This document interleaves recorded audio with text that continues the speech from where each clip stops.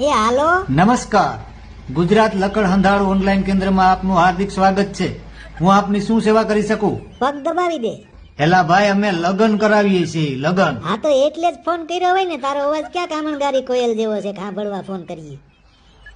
તમારું નામ જણાવશો? પરબત પૂંજા લુખેશ. પરબત પૂંજા તો બરાબર છે, પણ આ લુખેશ? ઈ છોકરી જોવામાં જી બધું હતું ને ફના ફાતિયા થઈ ગયું ને માથે બેંકુની લોન થઈ ગઈ. લુખેશ થઈ ગયા એટલે હવે અટક જ લુખેશ રાખી દીધી. હા તો પરબત પૂંજા લુખેશ, તમારી ઉંમર? પસાન માથે હાથ. એની જાતનો 57 વર્ષ.